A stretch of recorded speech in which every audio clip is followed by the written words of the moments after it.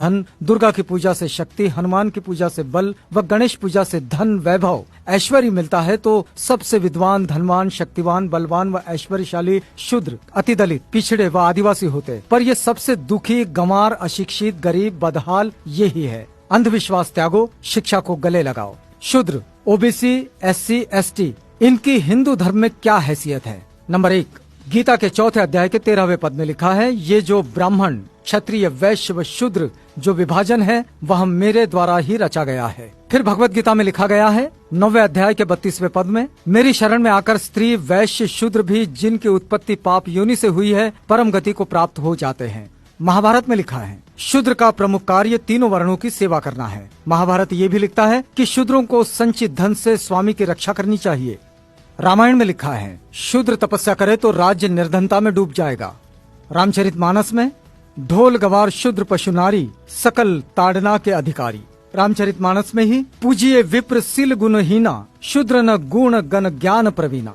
आपस्तम धर्म सूत्र में लिखा है वह शूद्र जो ब्राह्मण के चरणों का धोवन पीता है राजा उससे कर टैक्स ना ले। कथक संहिता में लिखा है कि जिस गाय का दूध अग्निहोत्र के काम आवे शूद्र उसे ना छुएं। इतरे ब्राह्मण सूत्र में लिखा है कि शूद्र केवल दूसरों का सेवक है, इसके अतिरिक्त उसका कोई अधिकार नहीं है। स्कंद पुराण में लिखा गया है कि यदि कोई ब्राह्मण शूद्र को शिक्षा दे तो उस ब्राह्मण को चंडाल की भांति त्याग देना चाहिए।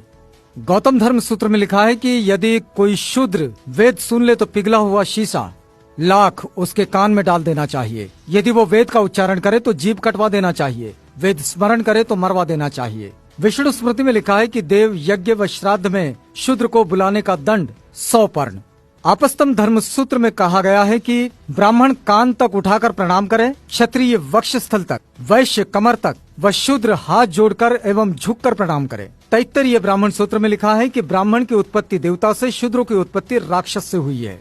गौतम धर्म सूत्र में लिखा है यदि शूद्र जप तप होम करें तो राजा द्वारा दंडनीय है। शतपथ ब्राह्मण सूत्र में लिखा है कि यज्ञ करते समय शूद्र से बात नहीं करनी चाहिए। विष्णु पुराण लिखता है कि जो शूद्र अपने प्राण, धन तथा अपनी स्त्री को ब्राह्मण के लिए अर्पित कर दे उस शूद्र का भोजन ग्राह्य है। महाभारत के अनुसार शूद्र राजा नहीं बन सकता। गीता के अनुसार शूद्र को ब्राह्मण, क्षत्रिय और वैश्यों की गुलामी करनी चाहिए। रामायण के अनुसार शूद्र को ज्ञान प्राप्त करने पर मृत्यु दंड मिलना चाहिए। वेद कहते हैं शूद्र ब्रह्मा के पैरों से पैदा हुआ है इसलिए वो नीच है। मनुस्मृति के अनुसार शूद्र का कमाया धन ब्राह्मण को बलात् छीन लेना चाहिए। वेद कहते हैं शूद्र का स्थान ऊपर के तीनों वर्णों के चरणों में है। पुराण कहते हैं शूद्र केवल गुलामी के लिए जन्म लेते हैं। रामचरितमानस के अनुसार शूद्र को पीटना धर्म है। फिर भी एक सहनशील शूद्र अब भी इन हिंसक धर्म ग्रंथों और इन देवी देवताओं को सीने से लगाए फिरता है। जय विज्ञान, जय संविधान।